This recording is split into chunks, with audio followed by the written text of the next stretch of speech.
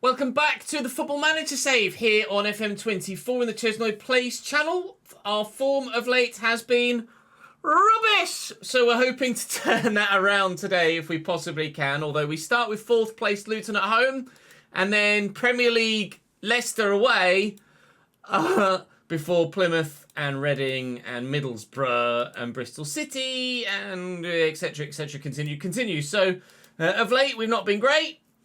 We're missing Hannibal continually from the African Cup of Nations. We're nearly at the January transfer window with some money to spend, but not yet sure where to spend it or what to do with the players that we currently have. We've got some that we're looking to sell, but nobody seems to want to buy. We've some that want out that I'd rather keep, but if we get decent fees, fair enough, they can go. Ultimately, at the moment, we're in a position where things could take a dive in terms of our survival chances. Alternative emergency recruitment meeting. You just sort shit out. Ultimately, I think we've got enough about us to stay up, which is ultimately what we need to keep our job. And to be fair, I could probably get relegated and still keep my job, but for the progression of the club and the save, I want to stay in the division, obviously. So we'll wait and see how things go. As ever, do drop the video a like to subscribe to the channel as well. And hopefully we can start with not getting battered by Luton. Okay, so we are the late kickoff at 5:15. We're currently 5 points above the relegation zone, which is getting closer and closer and closer to us. But at the moment, we are, for the time being at least, able to keep ourselves out of it. We'll drop Casey Palmer in there. Start Alexi Pitu. Do I want to start Alexi Pitu? No, I tell you what, I'll put Foti on that side, and we'll give Charlie Kirk a start on the left because he's been decent there. Still missing Caddy through injury. Still missing Hannibal through unavailability. It's probably the best way to phrase it. And JJ's on his way back, which is good news. So we'll whack him into the subs bench, but I don't think he's in a position to be played yet. So Brian Son continues on in that CDM role for the time being. Luton still got Kaminsky, Hamara Traore, Tom Lockyer, Murray Bell, Teeth Chong's in there, Anal Pujmal, Harry Leonard, Ryan Giles. They've got a really, really decent team. So they'll probably get for themselves a really, really decent result. Corner for Luton, 23rd minute.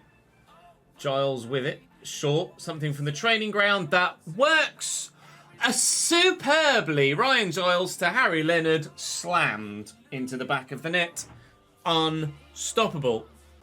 Then it could look for Foti again. Here's Anthony Briançon, Shola, Hwang Yu-jo, equaliser.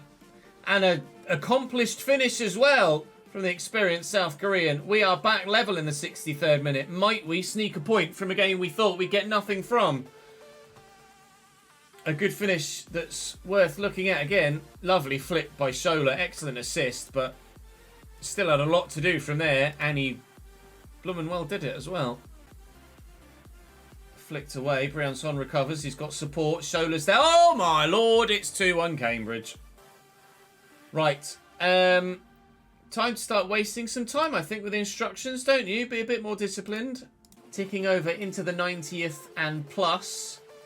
A result that we would never have anticipated, but are beyond thrilled, and that was indeed really special. To get a result like that against a recently relegated Premier League side, that is unbelievable. Takes us now 8 points clear of the drop, and that is such a vital victory in the long term. With Leicester away in just 3 days' time in the Carabao Cup, we get our first win in 6. Technically, first win in 7. And we'll just try and build on it, but at the minute, we'll just take any points wherever we can get them. Cambridge, Carabao Cup quarterfinals, Cambridge United are believed to be the subject of a takeover bid, according to a report from ITV Sports. Not the first time that there have been rumours of a potential takeover. I imagine it won't come of anything, but something like a financial takeover is probably what the club needs to take us on to the next level. We won't consider ourselves giant killers, thank you. They're bottom of the Premier League, Leicester, and having a terrible season, but we have to acknowledge that they are still significantly better than us. Here comes the next fixture then, rather quickly. Leicester City in the Carabao Cup quarter-finals. I might give JJ a run out here, but only a bit of a run out. We'll throw Brian Son in for Jack Kingdon. Other than that, I don't think I'll make any changes, because why would we make a change to a side that just got a very good win? I probably should have just left it well alone anyway. Leicester, Flecken, Howard Bellis, Verba, Luke Thomas, Harry Winks, McAteer, Mavadidi, Gudmundsson. They're pretty good, aren't they? They are pretty good. They look like they might be Championship next season, but they're still pretty good comparatively to the rest of the league. Well, 0-0 at half-time without any sort of highlight whatsoever. They've made changes. I will undoubtedly have to make some of my own as well. The free kick for Leicester in the 51st minute is the first thing we've seen all game. Verba delivers. McAteer is underneath it. Duarte and Palmer there. Duarte could let fly. Does. Wasn't even let fly, really. He just placed it, and Leicester lead by a 1-0. A memorable moment as he scores his first goal for Leicester City. Congratulations, mate. I'm so happy for you. I couldn't be more thrilled for you, Mr. Duarte. Well, for the edited highlights, we only really put the goals in. And other than the goal, there was maybe one other highlight. 2 tops. So you've not missed much there from the behind the scenes. I say unlucky. It wasn't meant to be. I'll just try and keep morale up. Out of the Carabao Cup at the quarter-final stage. Annoyingly, it's only from the semi-final stage, I think, that you end up actually earning any money from it. But an away trip there with hopefully a decent attendance. I haven't quite seen what it was yet. It gives us the ability to focus on things elsewhere, I think. Not too difficult to be... No, we'll be alright. Hopefully we made some money. Yeah, it's a phenomenal achievement, then, to get as far as we did. Against the calibre of club that we did as well. Like, we beat Swansea. We beat Crystal Palace. Swansea and Crystal Palace are, especially the Crystal Palace one, not exactly easy games to win, are they? 7 points to gap to the relegation zone now, but we now inherently have a game in hand. I think I would be disappointed if we don't win this. Plymouth are a good team, but they're certainly a team that we could feel like we can rival. Morgan Whittaker's still in there. Mike Cooper's still in goal. Bali Mumba's still there. It's a beatable team, though. Home form is important to us, yeah. I'll actually put a bit of pressure on them and say, look, these are the games we've got to win if we want to stay in the division, so do it. It's just down as Fosu. Hannibal around the corner to Casey Palmer all the time in the world to square it and find Shola Shaw Atire, who buries it. And Cambridge United are 1-0 up at home against Plymouth. Thumbs up, loving life, good.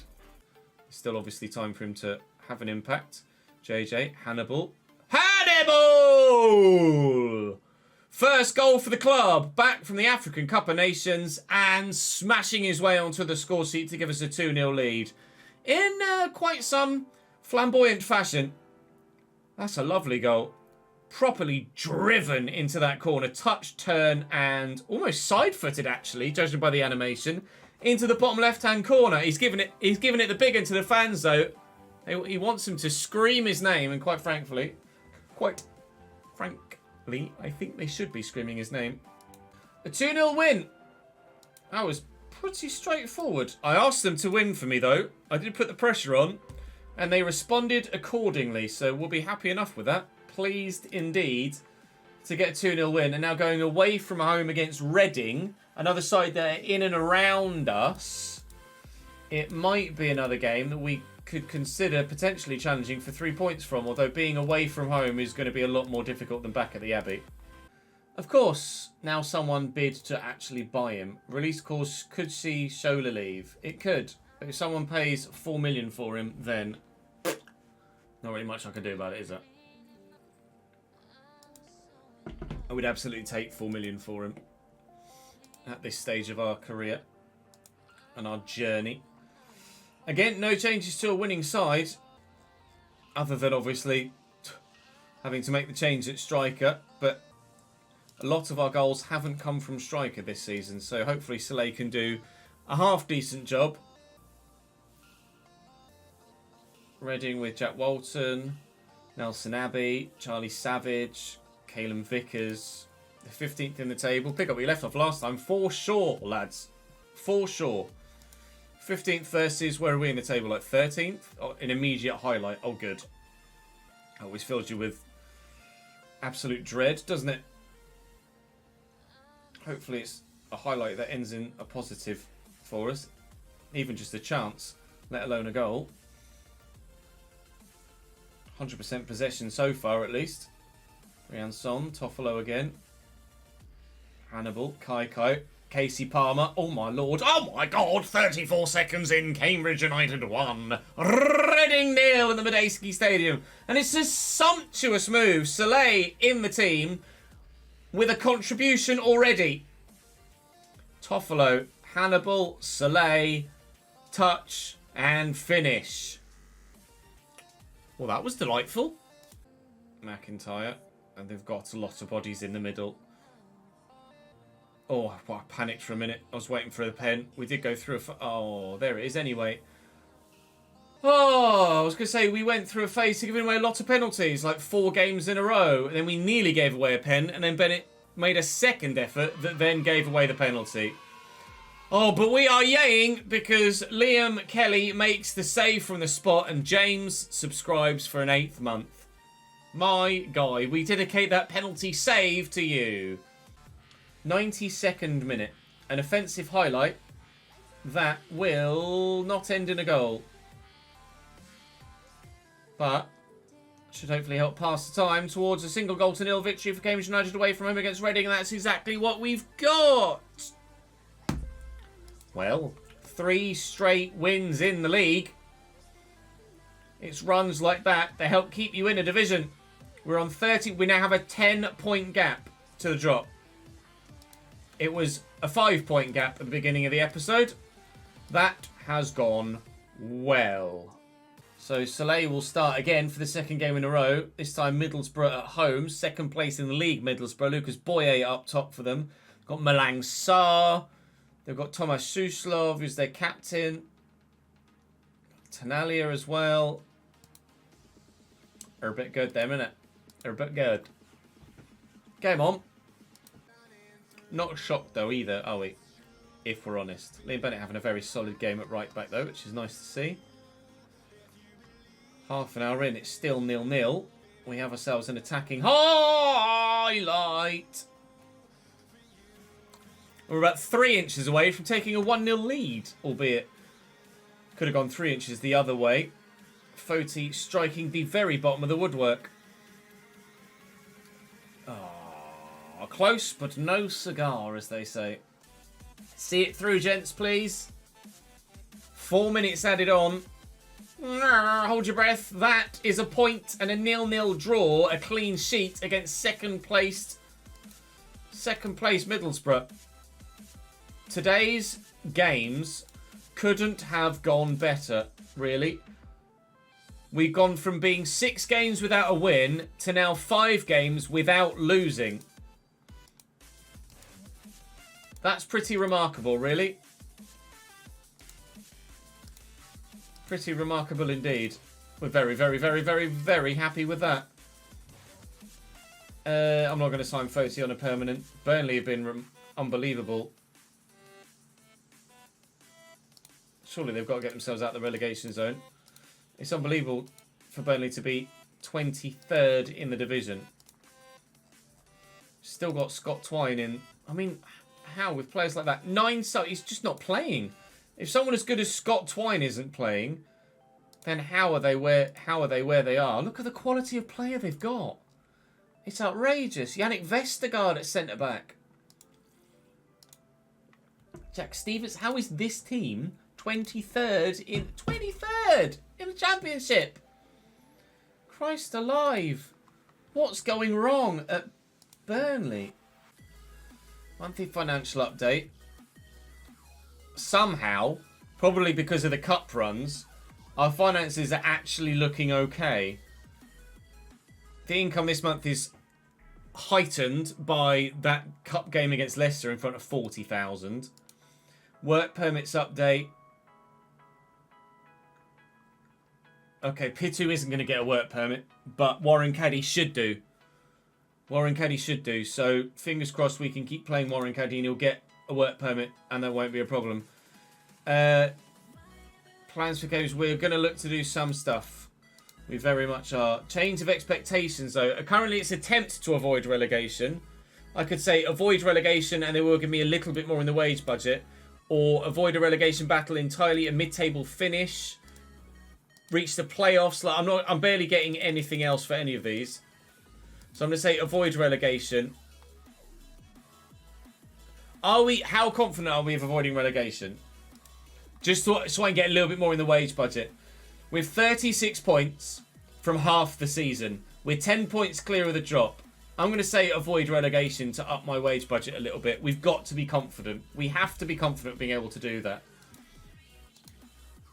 I'm going to look to sell Cayenne for some significant money as well, if anyone will be interested. We're also looking to loan in a new striker as well, because we don't quite feel like we can count on Hwang Yu-jo continually.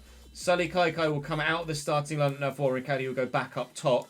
Lancaster is suspended for this next one. Liam Bennett equally so. So Sam Byram can start on the right.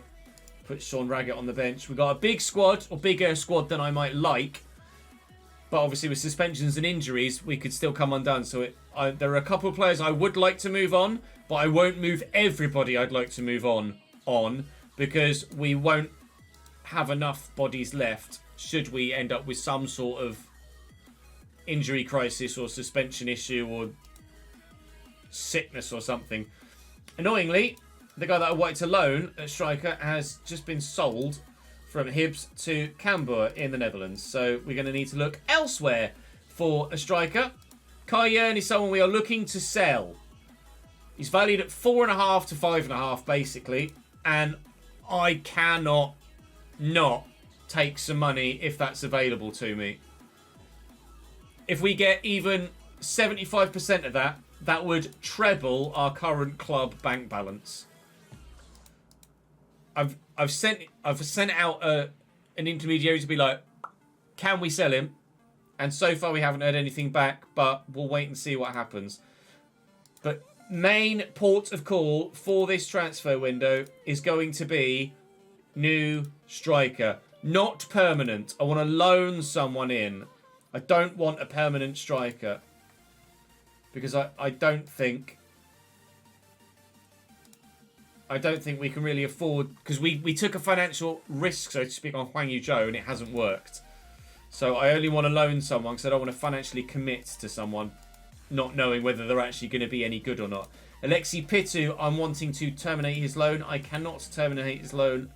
Cannot be terminated. Bugger. Okay, that's annoying. Never mind. We will not terminate Foti's loan. Shit. Because that would have been £5.5 I would have loved to have had a week available for my transfer window as well. We currently have £20,000 available in the wage budget, 1.36 million in the transfer budget. YouTube comment section. Talk to me.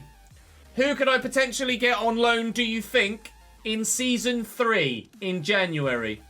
Let me know. That's going to bring us to a close for today's episode. We've had some remarkable results, considering our form was that, to then go and win 3 of 5 today and be unbeaten in 4 in a row in the league and 5 total in the league after the 0-0 against Southampton. I don't know how we've done it, but continually we blitz expectations at championship level.